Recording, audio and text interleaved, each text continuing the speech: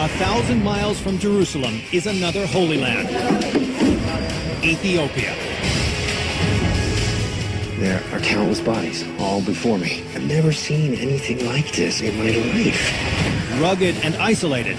You see this? It's that hell. It's a secret vault of ancient Christian mysteries. Inside this small guarded church is the final resting place of the Ark of the Covenant. Hidden in subterranean monuments. We're inside the rock that they carved. Yes, inside the rocks. And 9,000 feet in the air. You fall off that, you are gone. Christ's underground kingdom is revealed on Cities of the Underworld. Ethiopia, secret Holy Land.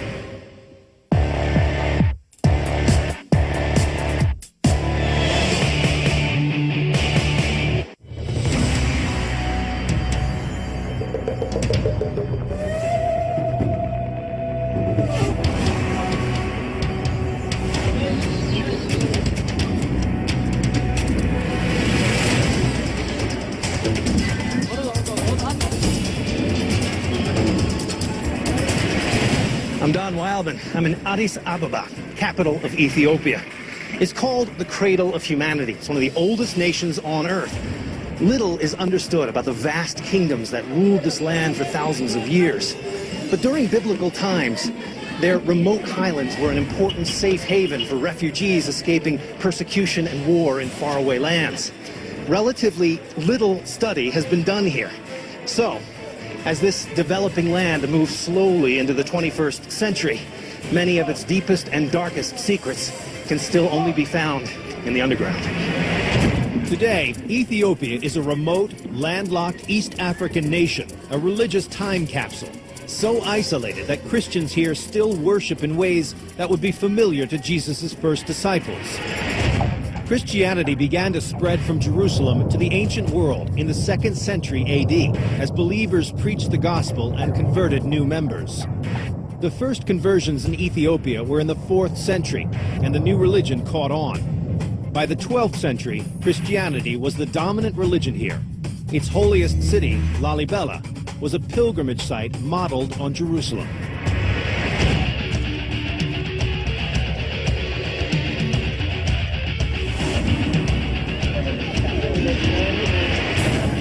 This is the village of Lalibela, and while it might not look like it today, this was once the seat of a huge ancient kingdom. At this time, this is the 12th century, the world was a radically changing place. Muslim armies had captured and conquered a huge swath of North Africa and the Middle East, including the holy city of Jerusalem. As a result, Christians here were completely cut off, isolated from the rest of the Christian world. The king here, King Lalibela, set out to create a new Jerusalem, here in the underground.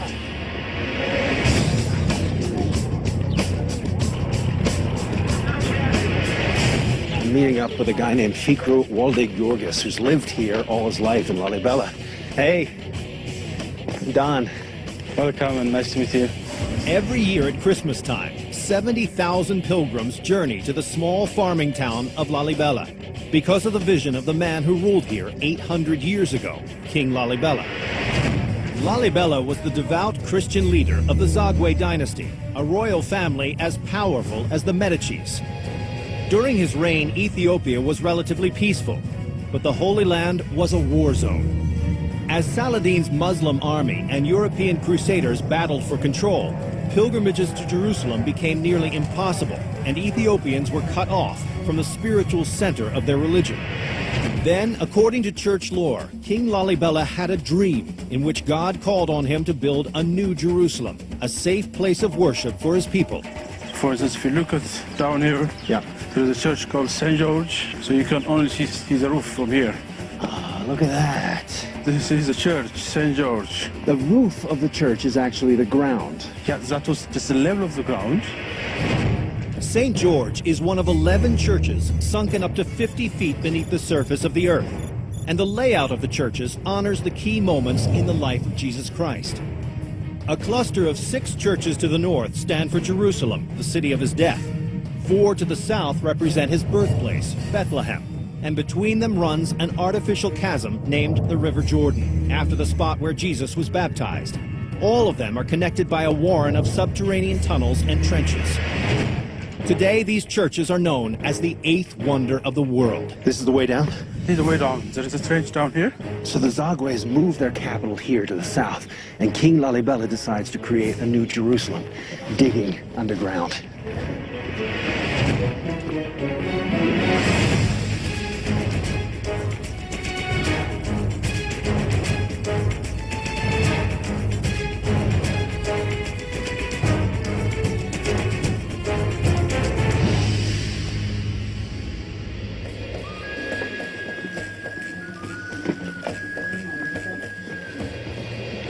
There's actually a service going on right now. I mean, these churches are all still very much active. What they're doing here this morning, they've been doing 1,000 years. Tell me about this rock. Yeah, it's a volcanic rock. Okay. Called tufa. Tufa. So the nature of the rock is actually easy to carve. In Jerusalem, builders had limestone, wood, and marble at their disposal. Here they had durable, easy-to-carve tufa rock, and they made the most of it. Digging down to depths between 35 and 50 feet from the surface, the 12th century builders extracted stone from all sides of the church, leaving a monolith inside a man-made canyon. Then they carved out the inside of the building, like a pumpkin, and carefully crafted the exterior details. They've gotten exact angles and precise corners. If you made a mistake while you're doing this, it was... Well, that's really the thing. There's no way to rebuild it. If you made a mistake, that's all. Right. Church chronicles dating back to the 15th century claim that angels helped the workers here build this massive and miraculously precise church, and 10 others like it, removing 150,000 tons of rock over 23 years. Over 100 clergymen live here today, just as they did in the 12th century, administering the rites of birth and death. So all around here, I'm noticing these holes, these actual... Oh, yeah, that was just a grave. Look at here. Even it look like coffin, has got a coffin shape. So these were filled with coffins? Just actually? filled with coffins. Look at here. Now, there's a bone here. Wow. The bodies of the faithful, who may have come here to die in this sacred spot, have no names. There are no written records for Lalibela from the time, only legends orally passed down through generations. We are allowed to join the followers of St. George's Church, but we must pay the proper respects. So you take your shoes off at every church? Yes, in all the churches. All right, let's go inside. Oh, it's beautiful. Wow, so this is all an open space here. We're inside the rock that they carved. Yes, inside the rock. So where we stand now was just solid rock. Yeah.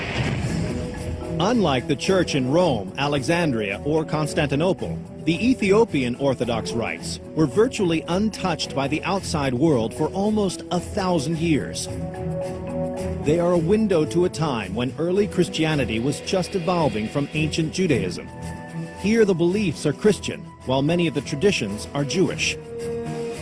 Just as in Orthodox synagogues today, women and men are kept separate during services, and all the worshippers sit facing the Holy Land of Jerusalem. Back here is the Holy of Holy, where it has a copy of the Ark of the Covenant. Every Jewish temple holds the sacred scrolls of the Torah, while every church in Ethiopia has a replica of the Ark of the Covenant, the chest reputed to hold the original tablets inscribed by God with the 10 Commandments and given to Moses. You see more the Judaism influence, like having separate section for men and women. If you look at the Edevil and the non-Edevil, we don't eat like pork, or we don't eat... So there's a stronger tie to the Judaic traditions. Judaic Christianity. I mean, we practice Christianity, we believe in Christ, but you see the traditions of Judaism too. Interesting. We can still see how people worshipped here 800 years ago, but there are no hard facts about these churches. One mystery lies under the northwest cluster of churches known as Jerusalem. So, St. George's is one of 11 churches. They're all organized in clusters. Further up this way is a whole other group. This group of 6 rock-hewn churches are all connected by a labyrinth of tunnels and trenches. Can I pull this off? Can we go in here? Rarely used today, their original purpose is unknown.